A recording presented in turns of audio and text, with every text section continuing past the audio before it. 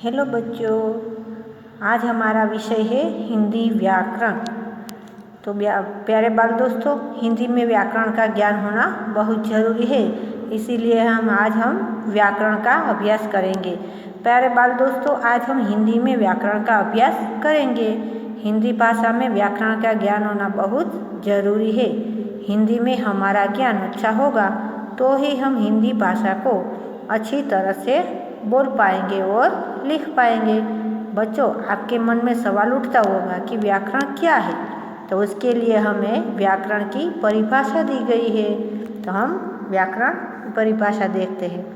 किसी भाषा को शुद्ध रूप से बोलने और लिखने में व्याकरण सहायक होता है। पहले भाषा बनती है, फिर व्याकरण। व्याकरण के द्वारा ही भाषा की शुद्धता और एकरूपता बनी रह सकती है।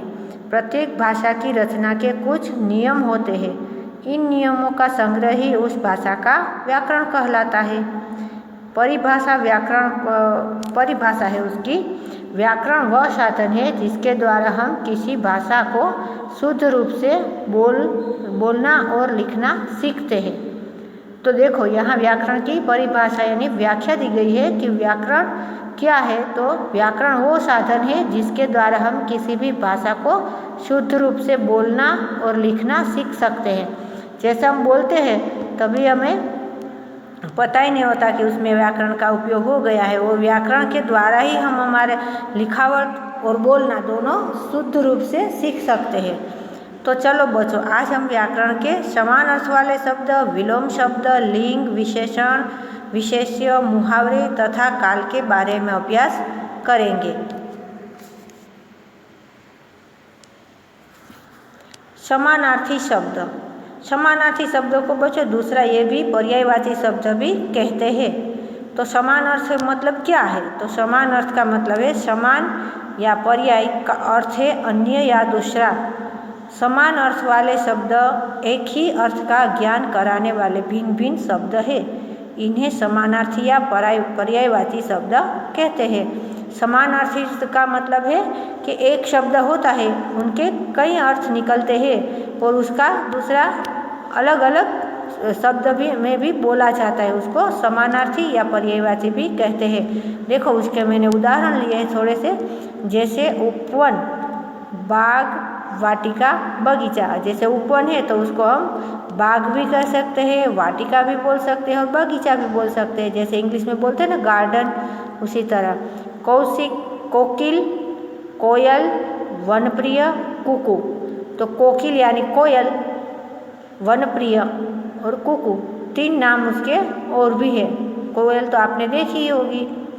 किनारा, तो किनारा तालाब के किनारा होता है, नदी का किनारा होता है, समंदर का किनारा होता है। वैसे तो उसको क्या और कौन कौन से नाम से जानते हैं? तट, कगार, तीर।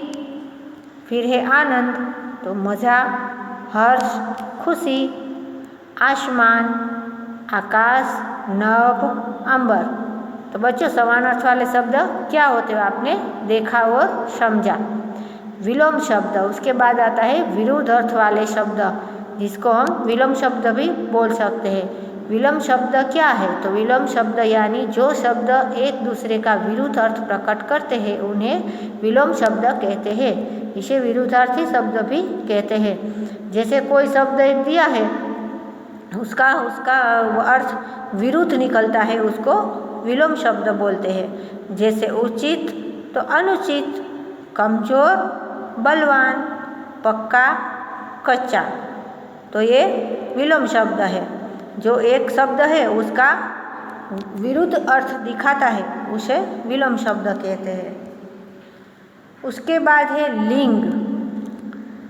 लिंग संज्ञा के जिस रूप से किसी प्राणी या वस्तु की जाति का बोध होता है उसे लिंग कहते हैं। हिंदी भाषा में दो लिंग का प्रयोग होता है। देखो, लिंग क्या है? तो उसको कोई भी प्राणी हो या वस्तु हो, हमें वो बोध कराता है कि वो कौन से लिंग में आता है। जैसे हिंदी भाषा में दो लिंग का प्रयोग होता है, एक है पुल्लिंग और दूसरा है स्त्रीलिंग। तो पुल्लिंग क्या है? तो जिस संज्ञा से पुरुष जाति का बोध होता है उसे पुल्लिंग कहते हैं। जैसे कोई एक शब्द है उसको हम पढ़ते हैं और हमें पता चलता है कि वो पुल्लिंग में आता है, पुरुष जाति में आता है या स्त्री जाति में, तो हमें उसके हिसाब से उसको रखना है। जिस संज्ञा में पुरुष जाति का बोध होता है उसे पुल्लिंग कहते हैं, जैसे लड़का, शेर, पिता, राजा, ग्रंथ, पहाड़, तालाब, ये सब पुल्लिंग है। इसके ये हम पुरुष जाति में रखेंगे। स्त्रीलिंग, तो जिस संज्ञा से स्त्री जाति का बोध होता है उसे स्त्रीलिंग कहते हैं, जैसे मोरनी, घोड़ी, नदी, छात्रा, मौसी, लड़की, मिठाई, ये सब स्त्रीलिंग है। इसमें स्त्री जाति का बोध होता है। ये शब्द हम पढ़ते हैं तभी हमें पता चल जाता है कि ये क्या है, स्त्रीलिंग है या पुल्लिंग। उसके हिसाब से हम उसको, उस शब्द को उसमें रखेंगे। विशेषण, उसके बाद है विशेषण। जो शब्द संज्ञा अथवा सर्वनाम की विशेषता प्रकट करते हैं उन्हें विशेषण कहते हैं। विशेषण यानी संज्ञा अथवा सर्वनाम। संज्ञा वो होता है जो किसी व्यक्ति, वस्तु या भाव का नाम होता है, उसे संज्ञा बोलते हैं। और जो शब्द में पहले आता है, नाम आता है, तो नाम की जगह कोई स्थान की जगह या वस्तु की जगह हम ये वो सब उपयोग करते हैं ना, तो उसको सर्वनाम बोलते हैं। तो उसी तरह विशेष प्रकट करते हैं उन्हें विशेषण कहते हैं। संज्ञा अथवा सर्वनाम की विशेषता प्रकट करते हैं, जैसे बगीचे में सुंदर फूल खिले हैं। मधुर वाणी बोलो, हम स्वतंत्र भारत के नागरिक हैं। तो इन वाक्यों में सुंदर, मधुर, स्वतंत्र शब्द विशेषण है। तो इस वाक्य में विशेषण क्या है, तो इसमें विशेष है मधुर, स्वतंत्र और सुंदर, ये सब विशेषण है। विशेष्य, जिस शब्द, संज्ञा या सर्वनाम की विशेषता बताई जाती है उसे विशेष्य कहते हैं। जिस शब्द में संज्ञा या सर्वनाम होते हैं उसकी विशेषता अलग बताई जाती है उसे विशेष्य कहते हैं। देखो, जैसे काला घोड़ा में काला शब्द घोड़े की विशेषता है। घोड़ा तो है वाक्य में, फिर वो कैसा है, तो कि काले रंग का, इसीलिए काला क्या है, विशेषण है। और विशेष्य क्या है, तो घोड़ा। सर्वनाम क्या है, तो भाषा में सुंदरता, शुभमता और संक्षिप्तता लाने के लिए संज्ञा के स्थान पर जिन शब्दों का प्रयोग करते हैं व्याकरण में उन्हें सर्वनाम कहते हैं। सर्वनाम वाक्यों में होने वाली पुनरुक्ति को दूर करके उनके सौंदर्य को बढ़ाते हैं। हिंदी में सर्वनामों की संख्या 12 मानी गई है, जैसे मैं, हम, तुम, तू, आप, यह, वह, जो, कोई, कुछ, कौन, क्या, ये सब सर्वनामों की संख्या है। और हिंदी में इसके 12 नाम बताए गए हैं। जैसे इसकी परिभाषा है, जो शब्द संज्ञा के स्थान पर प्रयुक्त होता है उन्हें सर्वनाम कहते हैं। कोई वाक्य होता है उसमें हम देखो जैसे लिखते हैं कि मैं कल आऊँगा, तो मैं की जगह हमने, नाम की जगह हमने मैं का उपयोग किया है, तो वो क्या हो गया, सर्वनाम। उसी तरह और कई वाक्य होते हैं जो हम नाम की जगह उसका उपयोग करते हैं तो उसको सर्वनाम बोलते हैं। जैसे हम कोई भी वाक्य लिखते हैं उसमें बार बार एक ही शब्द का प्रयोग होता है, तो हम वहाँ हम, तुम, तू, आप, ये सब लगाते हैं, तो उसको क्या बोलते हैं, सर्वनाम। अब आते हैं मुहावरे। तो मुहावरे क्या है, आपके बुक में आता है ना मुहावरे एक्सरसाइज में। तो मुहावरे यानी भाषा का सौंदर्य बढ़ाने के लिए मुहावरे सहायक होते हैं।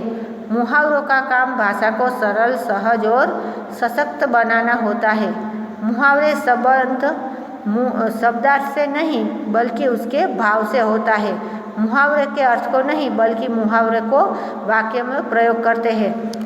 जो मुहावरे होते हैं वो शब्द को सुंदर बना देते हैं, वाक्य को, और उसका सौंदर्य बढ़ा देते हैं। जैसे भाषा का मुहावरे का हम अर्थ लिखते हैं, फिर उसका वाक्य में प्रयोग करते हैं, तब मुहावरे का अर्थ नहीं लिखते हैं पर मुहावरा ही लिखता है।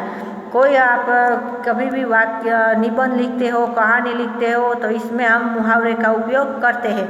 तो उसके वो मुहावरे के उपयोग से वो आपका निबंध एक निखर जाता है, कहानी भी बहुत सुंदर बन जाती है। उसी तरह हम मुहावरे का हमारी लाइफ ज़िंदगी में भी उपयोग करते हैं। जैसे बोली भाषा हम बोलते हैं, उसमें भी हम कहीं ना कहीं मुहावरे का उपयोग करते ही हैं। जैसे जो श्री गणेश करना यानी उसका अर्थ है शुरुआत करना।